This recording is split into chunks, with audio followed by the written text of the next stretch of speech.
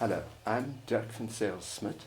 I'm a professor at the University of Nottingham, professor of comparative and international penal law, and a specialist in life imprisonment. I've recently published a book together with a colleague which looks at life imprisonment in the whole world and tries to draw conclusions from that about how one could have a fair and just system of life imprisonment. That is, if you want one.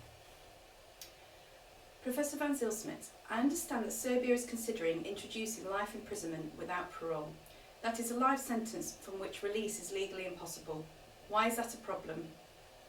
Well, firstly, it's rather surprising that Serbia is introducing life imprisonment at all, because Serbia is one of the 32 countries in the world which doesn't have life imprisonment at the moment, and has not had it for a very long time.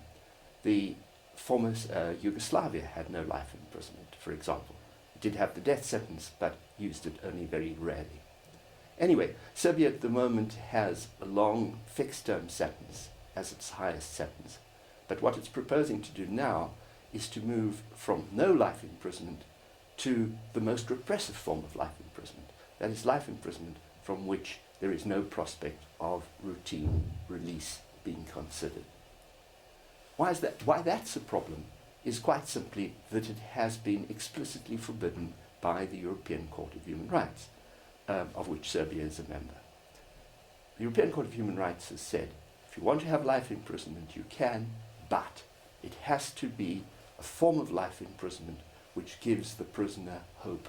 No matter what the prisoner has done, the prisoner must have the hope, the prospect of eventually being released. Of course, when the release decision comes to be made, it could be found that the prisoner is still so dangerous that the prisoner should not be released. But that is relatively rare. What one needs is a procedure which sets out from day one what the prisoner needs to do in order to be released. The prisoner needs to know when the release will be considered and how it will be considered. If you don't have that, says the European Court of Human Rights, that is a cruel, inhuman and degrading form of punishment. Could the issue not be addressed by giving the President the power to pardon a life-sentenced prisoner in exceptional circumstances? The short answer is no. Why do I say that so confidently? Well, two other European countries, Lithuania and Ukraine, have tried that specific procedure. And in the last year or 18 months, there have been clear, unanimous judgments from the court saying, not good enough.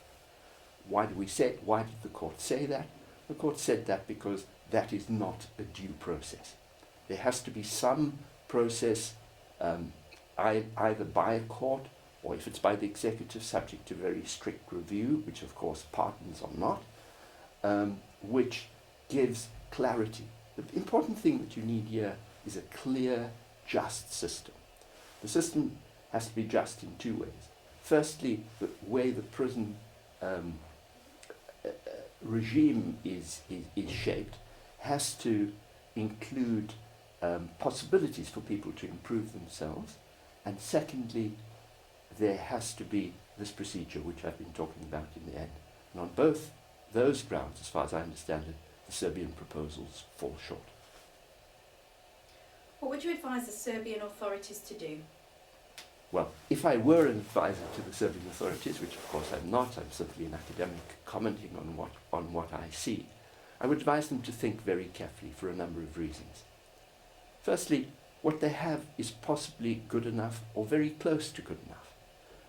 If they really think that there are people that are dangerous even after they've served the very long fixed terms that they have, they could introduce a system such as the one that Norway has. Norway is another country that has no life imprisonment, but they have the possibility of detaining people who are manifestly dangerous for further periods. Of course, that has to be subject to review too, and you need some system of ensuring that they are reviewed regularly.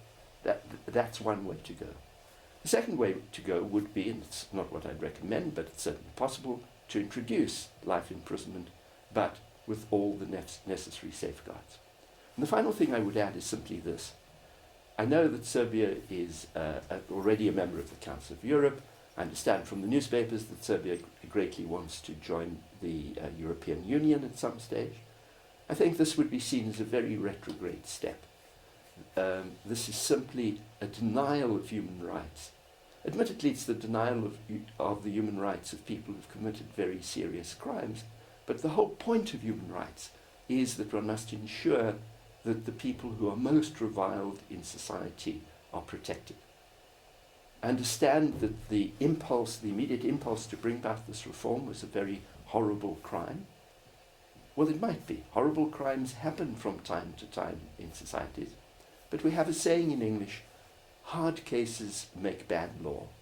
And this seems to me to be a classic example of a very hard case encouraging the authorities to introduce what looks like a thoroughly bad law to me. So my advice is resist that impulse.